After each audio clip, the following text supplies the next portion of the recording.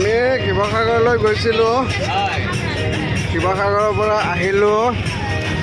এয়া ছাত্ৰ ছাত্ৰীসকলক লগত লৈ গৈছিলোঁ শিক্ষামূলক ভ্ৰমণলৈ।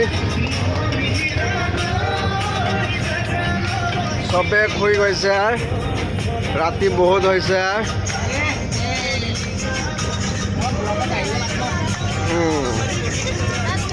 এয়া আমাৰ গোলেখা একেবাৰে টোপনিত লাল কাল।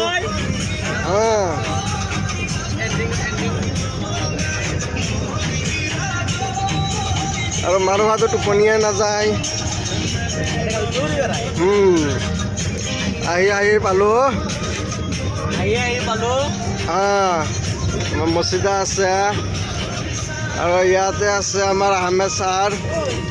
আপোনালোকে ক'ত গৈছিলে, কিয় গৈছিলে, কেনেকুৱা লাগিলে অলপ বহলাই কওকচোন। আমি গৈছিলোঁ শিৱসাগৰলৈ যাত্ৰা কৰি খালি যাত্ৰাই কৰি আছোঁ। এতিয়ালৈকে যাত্ৰাই কৰি আছোঁ, খালি ঘৰে পালোঁ, খালি যাত্ৰাই কৰি আছোঁ। 2 ঘণ্টামান খালি ৰখিছোঁ তাত গৈ।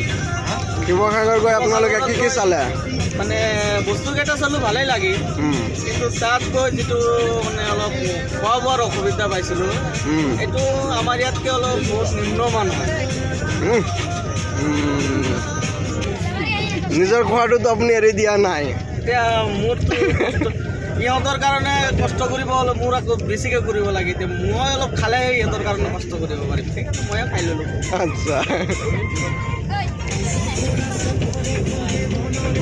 বাকী ল'ৰাখিনিয়ে গা দিয়া আছা চবে? কেনেকুৱা লাগিছিলে? ভাল লাগিছে? তাত গৈ কি চালা?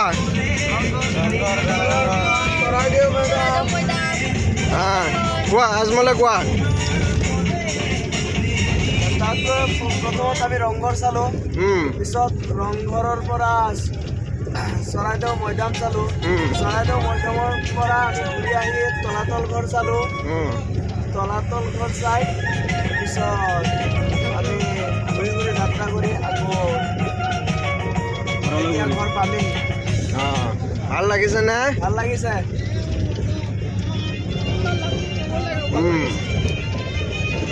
মছিদাৰ কেনেকুৱা লাগিছে? ভাল লাগিছে। শিৱসাগৰৰ বিষয়ে কিবা ক'বা?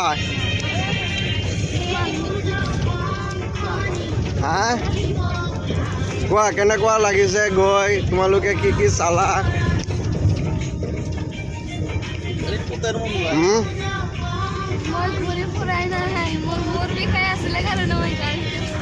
আচ্ছা, গাড়ীৰ ভিতৰতে আছিলা?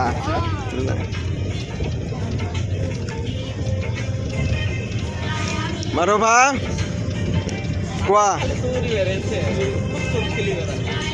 কেনেকুৱা লাগিছিলে? ভাল লাগিছিলে। আৰু নেক্সটত আকৌ যাবা? যোৱাৰ সময়ত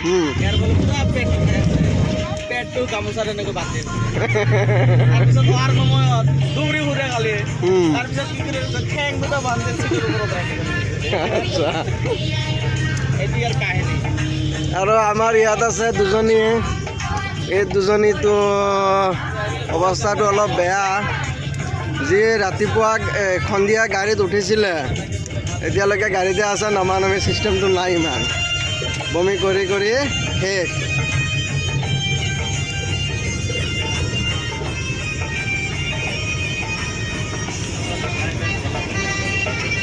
তোমালোকৰ কেনেকুৱা লাগিছে? ভাল লাগিছে। শিৱসাগৰত গৈ কি কি চালা?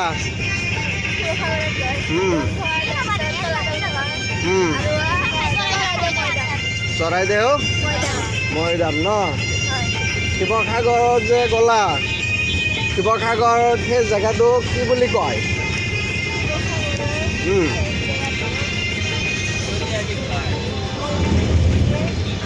ঐতিহাসিক হয়নে নহয়? ঐতিহাসিক জেগা হয়। আৰু শিৱসাগৰৰ পুৰণি নাম কি আছিলে? ৰংপুৰ। তাত কোনে ৰাজত্ব কৰিছিলে প্ৰথমত? চুকাফাই।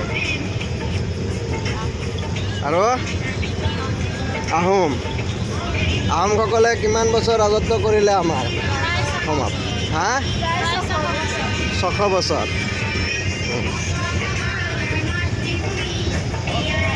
এয়া আমাৰ মনোৱাৰ ছাৰ। মনোৱাৰ ছাৰে দুই এষাৰ ক'ব। কওক কেনেকুৱা লাগিছিলে? ভালে লাগিছে। ভাল লাগিছিলে? আমি উভতি আহিছোঁ, পামেই চতিয়াই পাম এতিয়া। ভালে লাগিছে, চবৰ লগত মানে মিলা প্ৰীতিকে আহিলোঁ খাই বৈ।